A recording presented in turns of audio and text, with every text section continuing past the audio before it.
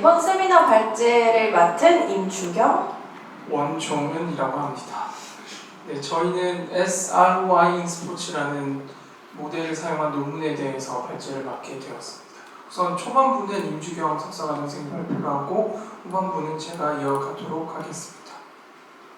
네, 그럼 발제 앞부분 시작하겠습니다. 이번 논문은 SROI 인 스포츠로 영국에서 참여 가치를 측정하기 위한 모델인 소셜 리턴 온 인베스트먼트, 즉 사회적 투자 수익률 모델을 활용한 연구에 관한 논문입니다.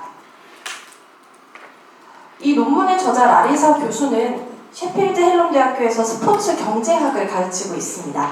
1183회의 사이테이션을 갖고 있고 가장 최근의 논문도 사회에 있어 아웃도어의 스포츠의 이익에 관한 논문이나 이벤트의 경제적 효과에 대한 논문을 저술한 바 있습니다. 피터 테일러 역시 같은 대학교에 있는 교수로 스포츠 경영과 스포츠 정책 쪽에 대한 연구를 많이 해왔습니다. 네, 발표는 이 순서대로 진행하겠습니다. 먼저 연구의 개요부터 설명드리겠습니다. 누구나 스포츠가 필요하고 중요하다는 사실은 아실 겁니다. 하지만 스포츠가 긍정적인 사회적 영향력을 갖고 있다는 건 모두가 알고 있는 다 일반적인 인식이지만 이를 뒷받침할 구체적인 증거와 선행 연구는 부족하고 또 선행 연구의 경우 랭킹이나 리커트 척도를 활용해 평가하는 데 그칠 뿐 구체적으로 금전적인 가치를 평가하지 못했습니다. 그래서 SROI라는 사회적 투자 수익률을 활용한 모델을 활용해서 투자된 자원 대비 사회적 성과를 구체적으로 측정할 수 있는 정량화된 지표를 활용해 스포츠의 사회적 영향력을 평가하고자 이 연구가 진행됐습니다. 연구에 관련된 흐름을 이야기하자면 영국에서는 스포츠를 위한 스포츠 투자에서 사회적 이익을 위한 스포츠의 폭넓은 활용으로 스포츠 정책이 변환되고 있습니다. 2000년대부터 스포츠 정책은 스포츠와 건강, 교육, 사회적 통합과 같은 다양한 가치로 더 큰 공생관계를 위해 정책 방향이 바뀌었는데요. 이는 영국뿐만이 아니라 호주, 뉴질랜드, 그리고 캐나다를 포함해서 다양한 국가의 스포츠 정책에서도 변화가 나타나고 있습니다. 따라서 이 연구는 스포츠 투자와 관련된 정책을 결정하기 위해 스포츠의 사회적 영향에 대한 증거를 제공하는 것을 목표로 하고 있습니다. 이 논문에서는 스포츠와 사회적 영향을 이렇게 정의했습니다. 먼저 스포츠의 경우 춤을 포함해 스포츠 및 형식적 운동으로 분류된 모든 신체적 활동으로 정의하고 하지만 가사 활동과 같이 공식적으로 운동과 확연하게 관련이 없는 형태의 신체 활동은 제외했습니다. 사회적 영향의 경우 개인과 사회 모두가 절감한 비용과 얻은 이익의 금전적 가치라고 정의를 했는데요. 여기서 일반적으로 경제에서 사용되는 이익과 비용에 대한 정의보다는 광범위한 효과까지도 초점을 맞췄습니다. 의료비의 변화, 형사사법제도 비용의 변화, 사회에 대한 인적 자본과 생산성의 변화 가치, 스포츠 참여와 자원봉사로 인한 개인적인 이익과 비용 등 보다 더 넓은 이익을 포함하고 있습니다. 이처럼 스포츠에 대한 인식이 변화함에 따라 스포츠의 사회적 영향에 대한 학문적 관심과 평가 연구 역시 증가했는데요. 테일러는 건강, 범죄, 교육, 사회자본, 주관적 웰빙 등 5가지 영역과 관련해 평가했고 그 중에서도 건강 관련 연구에서 가장 강건한 근거가 제시됐습니다. 101개의 선행 연구가 있었고요. 교육의 경우 25개, 범죄의 경우 40개, 사회자본에 대해서는 24개의 연구가 있었으나 주관적 웰빙에 있어서는 8개의 연구로 양이 훨씬 적은 것으로 봐 이 분야가 새롭게 등장했음을 알 수 있습니다. 지난 10년 동안 공공과 민간 등 다양한 조직이 자신이 창출하는 사회적 가치에 초점을 많이 관심을 두고 있었는데요. 이를 측정하는 데에도 역시나 다양한 접근 방식이 있습니다. 하지만 기존의 CBA, 비용과 이익 분석이나 비용 효용 분석, 그리고 비용 효율성 분석 등의 경우 시장 외의 더 넓은 사회적 관심사에 대해서는 포함시키지 못했다는 한계점이 있습니다. 최근의 연구는 비시장적인 사회와 또 환경적 영향 등 보다 광범위한 비용과 이익을 평가하고자 하는데요. 따라서 이를 반영시키고자 이 연구 역시 SROI를 선택했고 SROI를 접목시킨 선행 연구의 경우 지역 수준에만 국한됐기 때문에 부문 전체 수준에서 스포츠의 사회적 영향을 측정하는 데 이 연구에 의의가 있습니다. SROI, 사회적 투자 수익률에 대해서 조금 더 설명을 드리자면요. SROI는 1990년대 중반 미국의 NEF에 의해 개발이 됐습니다. 이후 영국에서는 정부 지원 프로그램에 따라 추가로 개발을 하게 됐는데요. 그러면서 SRY 네트워크 팀이 SRY 프레임워크를 만들게 됩니다. 이 조직 컨소시엄에 의해 진행됐고 결과물은 연구자와 실무자들이 널리 사용하는 사회적 투자 수익 가이드로 활용이 됐습니다. 그리고 SRY 접근법은 CBA에서 지속가능성 회계와 금융회계와 같이 개발됐고 여기서는 광범위한 가치 개념을 측정하고 설명하기 위한 틀로 SRY를 정의하고 있습니다. 이러한 SRY 접근법은 다양한 사회적 영향에 대한 가치를 평가할 수 있는 공통 척도를 사용한다는 것인데요. 여기서 단일 금전적 비율을 계산해서 긍정적인 것과 부정적인 것을 찾아낼 수 있고 또 명확하고 이해가 쉽다는 그런 투자 수익을 한눈에 알 수 있게 보여준다는 장점이 있습니다. 하지만 또 다양한 평가 방법을 사용하는 만큼 비교가 어렵고 장기적인 평가에 대한 지침이 부족하다는 단점도 존재합니다.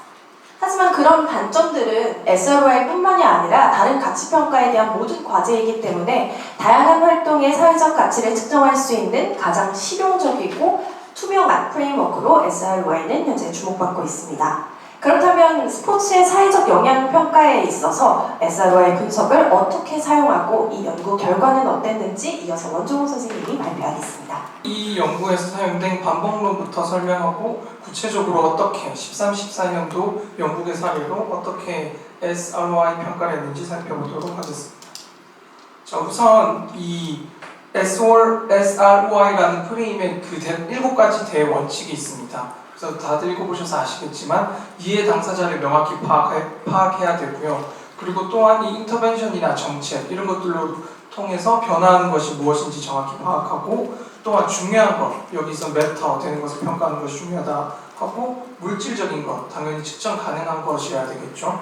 이러한 것들만 포함하는 것이 중요하고 여기서 그러니까 do not overclaim이라고 되어 있는데 이것은 이제 뭐 과대 해석하지 말거나 너무 강력한 이런 좀 확대 해석하지 말라라는 의미도 되고 transparent, 명료하게 해야 되고 또한 결과를 이렇게 확인하고 평가하라 이러한 7가지 대원칙을 갖고 있습니다. 또한 이러한 모델은 크게 2가지 유형이 존재하는데 평가하는 모델과 예측하는 모형이 존재하는데 여기서는 이미 있었던 14년에서 14년 자료를 토대로 이 영국의 스포츠 관련 정책, 이게 어떤 효과가 있었는지 평가하는 것을 목표로 둔 평가 유형을 본 연구에서 사용하였습니다. 앞서 말씀드렸다시피 연구 기간에 사용된 데이터는 2013년 4월에서 정확히 1년 뒤인 1년 동안의 2014년 3월까지 총 12개월 1년 기간의 영국을 대상으로 스포츠의 사회적 영향력을 측정하였습니다. 그래서 이 화살표 도식은 이 앞서 말씀드렸던 7가지 원칙이나 이러한 전반적인 SRY 모델에 대한 흐름에 대한 간단한 그림이라고 보시면 되겠습니다.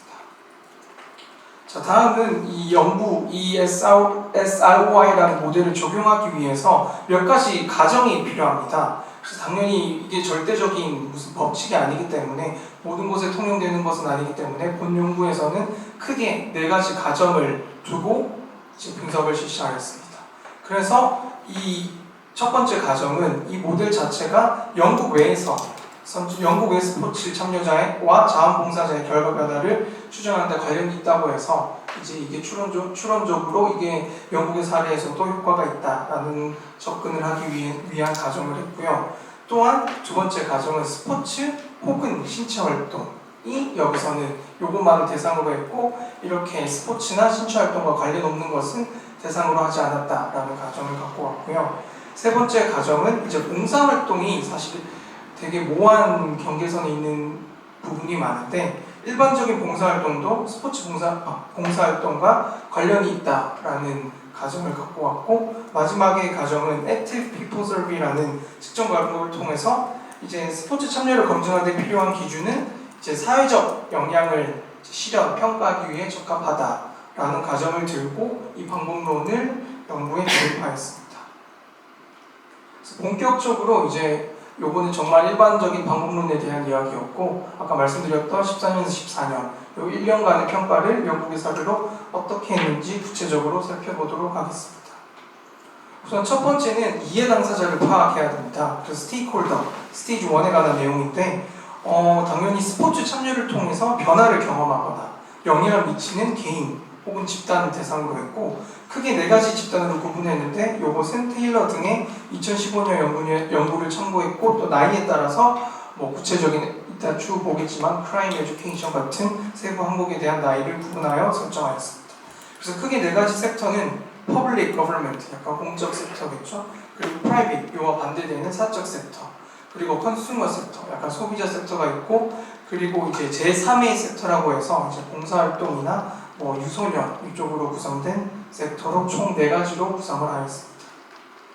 그래서 이제 두 번째는 결국은 이 매핑 인풋, 아웃풋 앤 아웃컴. 그래서 아웃풋은 예를 직접 말씀드리면 이제 산출량을 통해서 결국 아웃컴이 어떻게 됐냐. 그리고 이것을 야기하는 인풋은 얼마나 되냐. 이것을 이제 측정해야 되는데 우선 당연히 첫 번째는 인풋, 들어간 인풋이 어느 정도인지 알아야겠죠. 그래서 인풋은 이런 식으로 당연히 이해 당사자를 명확히 파악하고 그들의 봉사 시간 이런 것들을 파악하고 이제 오디트 아웃풋 이제 그 산출량에 대한 감사, 이제 결과 감사에 대한 것을 통해서 스포츠 활동 요것을 규명을 하고 그 정책 또 이제 인터벤션 같은 이런 처치를 어떻게 했는지 살펴보기도 했고 그리고 그 다음에는 결국 아웃풋이 어떻게 되는지 구체적으로 측정을 했는데 측정한 내용은 이제 그 스포츠에 참가한 사람의 숫자 그리고 뭐 봉사자 숫자 뭐 이런 걸로 했고 마지막에 아이덴티파이 아웃컴 앞에 요것들을 토대로 이제 결과가 어떻게 되는지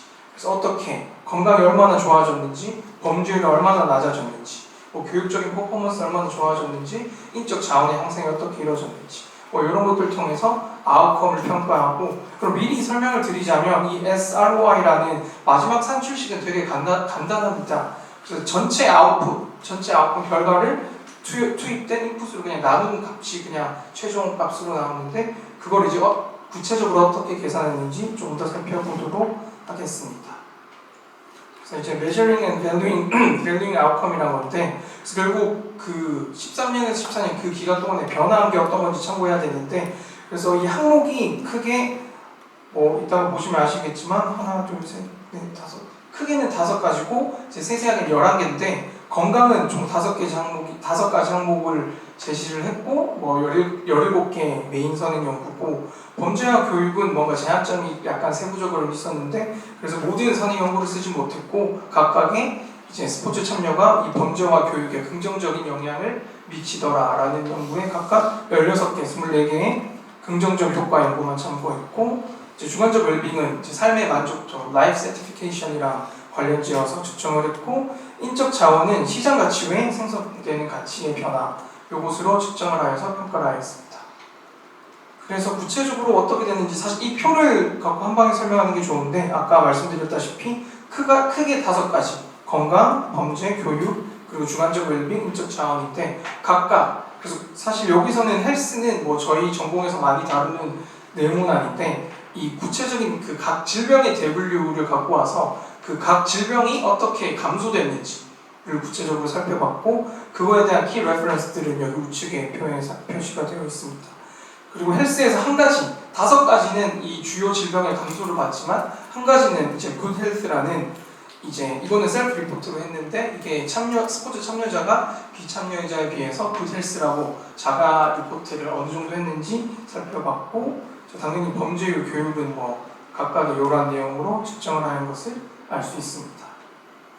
그래서 결국 메저링과 밸류는 결국 다 같은 이야기인데 구체적으로 이제 어떻게 계산했는지가 나오는 건데 앞서 말씀드렸다시피 건강 관련된 지표는 5개의 이제 질병 감소와 굿 헬스라는 결국 이제 자가 리포트에서 건강이 좋아졌냐라는 내용에 관한 내용을 구체적으로 해서 계산을 어떻게 하냐면 그 person 이제 사람 숫자를 일단 계산을 하고 그들이 거기 투자한 비용을 각각 다 구해서 그 값을 다 곱합니다. 그러면 우측에 이제 이렇게 1000파운드 뭐 이런 식으로 나오는데 그거를 모두 1000파운드가 아니겠죠. 단위가 밀리니까 하여튼 그걸 다 더하면 이런 값이 나오고 요거는 이제 이따가 아웃컴 헬스 부분에 해당되는 부분이고 그리고 건강 말고 다른 4가지 이제 범죄, 교육, 주관적 웰빙, 인적 자원 관련돼서도 사실 세부적인 계산 산출 방식은 조금씩 다른데 어쨌든 기본적인 방식은 사람 수를 구하고 그 사람이 총 이제 얼마나 투자를 했냐 요거로 봐서 곱한 값을 다 더하는 것으로 산출을 하였습니다. 그래서 결국 아까 말씀드렸다시피 결국 이 값을 구하기 위해서 이제까지 복잡한 계산을 한 건데, 그래서 총 인풋은 여기서 인풋 계산은 이제 여기서 어떻게 나와 있냐면, 여기서는 뭐 스포츠 잉글랜드, UK 스포츠 뭐 이러한 것들이 다 있는데, 여기서는 이제 영국의 스포츠 관련 활동에 소요된 총 지출을 추정해서 계산한 건데, 이는 스포츠 시설, 정비, 행사에 대한 지출뿐만 아니라 회원비 및 참가 수수료와 같은 스포츠 관련 활동에 관한 개인이 소비한 지출을 모두 포함했고, 이것은 이제 데이터는 국가통계 및 스포츠단체 및 참가자의 조사를 다 포함한 값으로 인풋을 구했고, 아웃컴은 아까 말씀드렸다시피 헬스는 아까 좀 복잡하긴 했는데 그거에 아까 아웃풋이 여기 5181이었는데 요 값입니다. 저 값이랑 나머지 아웃풋들의 값, 이걸 쭉 다 더했더니 뭐 저렇게 44,753 요거를 이제 인풋 23,459 요걸로 나눴더니 1.91이라는 값이 나왔습니다. 그래서 결국 저희는 어쨌든 연구자는 이 숫자가 의미하는 바가 뭔지 당연히 알아야겠죠. 그래서 이 숫자가 의미하는 바는 간단히 설명하면 1파운드를 투입하면 스포츠로 인해서 1.91만큼의 사회적 가치가 생성되었다는 것을 의미합니다. 그러니까 당연히 효과가 있었다는 거겠죠. 1파운드 인풋 대비 거의 2배 가까운 효과를 낸 거니까. 그래서 뭐 이러한 결과가 나왔던 것을 알고 이제 디스커션 및 결론으로 넘어가도록 하겠습니다. 그래서 결국은 뭐 이 논문에 갖는 가장 큰 의미는 앞서 임주경 선생님께서도 설명해줬듯이 이제까지 연구가 정량하는 데 한계가 있었고, 뭐 그저 랭킹이나 리커트 척도로 맡겼던 것에 그쳤다면, 이건 정말 구체적으로 사람 수를 다 구하고 그들이 얼마를 들였는지 다 구해서 그러한 인풋과 아웃풋을 통해서 정말 구체적인 금전적 가치로 사회적 효과를 정량화했다는 데 의의가 있습니다. 또한 물론 다른 해에 그쳐있긴 하지만 UK의 사례가 스포츠 정책 투자가 효과적임을 암시한다는 것을 알 수 있었고, 또한 뭐 아웃풋이나 아까 그 산출식에서 보셨듯이 정말 여러 방면에서 사회적 영향력을 만들었다는 것을 확인할 수 있었습니다. 하지만 당연히 한계도 존재하는데, 여러분 뭐 읽어보시는 분들은 아시겠지만 사실 스포츠를 하시면 뭐 저도 그렇고 오랜만에 하시는 분들도 그렇고 되게 부정적인 효과도 있습니다. 뭐 스포츠를 통해서 뭐 부상을 입을 수도 있고 그걸로 해서 지출되는 비용도 있을 건데, 이러한 것들은 포함하지 못했고, 또한 긍정적인 효과 중에 하나가 뭐 우울증 감소나 이러한 멘탈적인 부분은 다 포함하지 못했다는 한계점을 가지고, 또한 이제 범죄 교육 결과를 측정할 때 사용된 일부 항목들이 이제 인과관계, 이게 정말 A에서 B가 영향을 미친다는 이 관계를 성립하는 데는 무리가 있다는 것을 얘기하고 있었고, 당연히 운동 참여자에 대해서도 뭐 정말 구기 종목에 참여하냐, 뭐 어떠한 도전 과목이냐, 경쟁 과목이냐, 종목이냐 이런 것에 참여하는 것에 대한 세부적인 분류가 부족했고요. 또한 또 봉사활동 자체가 앞서 말씀드렸다시피 모호한 경계가 있다고 했는데, 그중 또 하나가 사실 이게 봉사활동은 그 인풋 자체가 될 수도 있고 아웃풋으로도 평가가 될 수 있습니다. 그렇기 때문에 이 부분도 어느 정도 한계점으로 지적될 수 있고, 당연히 1년 12개월 동안의 자료만으로 했기 때문에 그것도 한계점으로 될 수 있겠습니다. 그래서 당연히 뭐 당연한 얘기고 컨클루전에서는 이러한 제한점을 보완하고, 또한 주관적 웰빙을 평가하기 위해서는 좀 보다 다양한 연구 방법, 그리고 구체적으로는 당연히 이 제한점들을 보완하는 방향으로 이제 퓨처 스터디가 진행되면 좋다고 얘기하면서 이제 이 논문의 저자는 글을 마무리하고 있습니다. 네, 여기까지가 저희 발표였고 들어주셔서 감사합니다.